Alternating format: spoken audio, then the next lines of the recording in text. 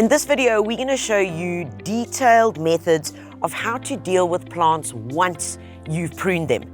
It's growing, it's in your garden, you don't really want to interfere with it, but when you do prune it, it's the one chance that you can actually get in and A, help the soil, B, give it nutrition, and C, get to inspect and see what's going on with the plant. And that really are the three major issues that we deal with when what we call after pruning treatment. So with all plants, people ask me all the time, when do I know when to prune it? Folks, there are a few simple rules that I want you to look into. And the one is, which is probably the most important, is what we call the powers of observation. Now, look at the plant, and this is a coleus, which is a soft perennial. You'll find them at your local builders. And when we call soft perennial, and what we're saying is that it does not cope with frost. So that's going to be your first indicator of when you are going to prune it. In frost areas, you would prune it midsummer. You would certainly not prune it just before winter, going into the colder areas.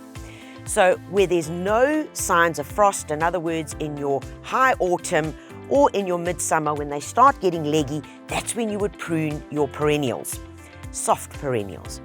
When we are on the coast or any areas where we don't get frost, pruning can be done at any time of the year, dependent on what the plant is looking like. So take a closer look. It's starting to open up. It's getting too heavy on the top. Look down at the base, very naked, hardly any foliage right down here at the base, which means that the plant needs to get cut back so we can get that lovely, full, solid, bushy growth, which is what we're all wanting. Remember, when pruning, some basic rules. Folks, with soft perennials like this, we can remove 2/3 of the plant. Always prune down to a bud, preferably, if you can, some leaves, but if not, down to a bud.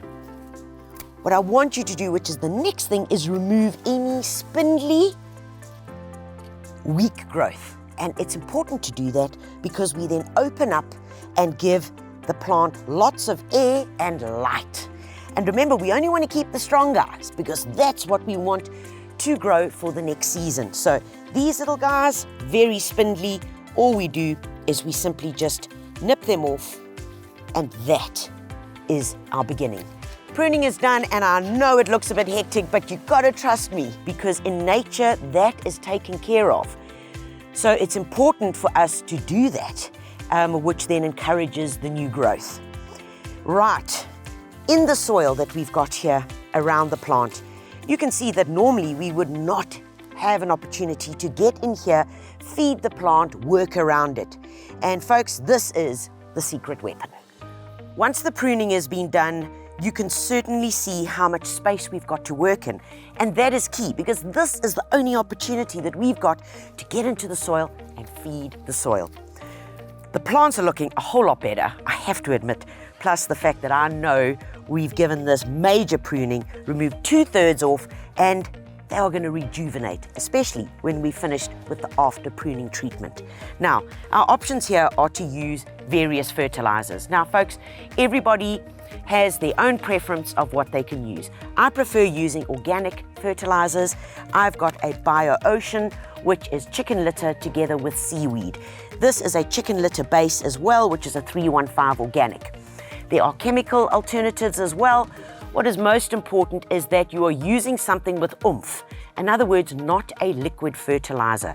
I want you to use a pelletized, slow-release fertilizer because we're not going to be able to get in here around these plants again, not until we do the following pruning, which could be in 6, 3, or even 5 months' time. Remember, folks, whatever fertilizer you're using, it is important that you follow the instructions, which are always on the back of the bag. A liberal handful around each plant. Because I'm using an organic product, I can literally throw it on the plant, not worrying if the fertilizer actually touches the stem.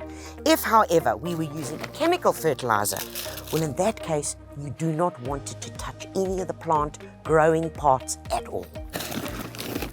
Once that's done, folks, the next step is to get some good compost and layer that over your fertilizer. Preferably your own homemade compost. If not, grab a bag at your local builders. Remember, there's one rule in gardening. You can never add too much compost to the soil. Once our compost is on, and you're going to ask how much, we've put a layer up to 5 centimeters thick.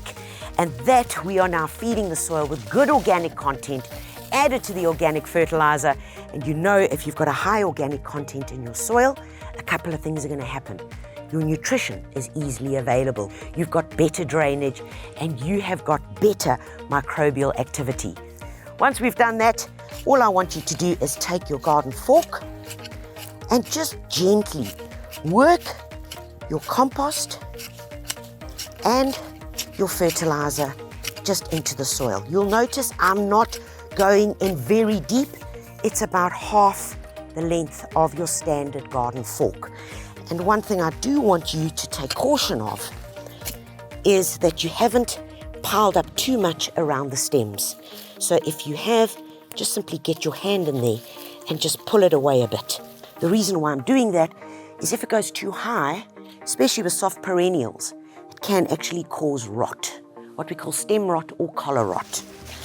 The last step that we're going to do is mulching. Now, why are we mulching? Well, we've put all this beautiful nutrition into the soil. We want to make sure it stays right there. We mulch for a few reasons. Number one, we are trapping the moisture that is here. If there's excessive rain, we know it's not going to get washed away and your fertilizer is not going to end up in the neighbor's garden. Number two, it also stops weed prevention. And number three, it controls the temperature of the soil. What are our options for mulch? You can use grass clippings that you've harvested from your own lawn, preferably if your lawn does not have weeds. If your lawn has weeds, rather take those fresh grass clippings and dry them out very well before you apply them to your garden. Bark nuggets is also another option, which you can buy in either the small bark nuggets or the larger nuggets available at your local builders. And the last option is leaf mold. Guys, this is like gold. And if you want to know how to make this, check out the link in the description below. This is truly amazing stuff for your garden. Now, you can see the leaf mold is basically leaves that have been composting and oh, look, we've even got free worms. That is the beauty of making your own, because I'm adding these guys straight into the soil. Of course, if you're a bit impatient and you don't want to go through this whole process, well, so many of us have this. Beautiful leaves at our disposal. And these can be used very successfully as a mulch in and around your flower beds. And finally, the best part of all is to give everything a good watering. Well, folks, that's it for the 101 on the after pruning treatment. Apply this to everything that you're going to be pruning in your garden and you will see a remarkable difference. Remember, everything I've used, including the fertilizers and the tools, are available at your local builders, either in-store or online. Also remember to visit the blog, where there are great videos, educationals and inspiring ideas to turn you into a green-fingered guru. Get to builders and get it done.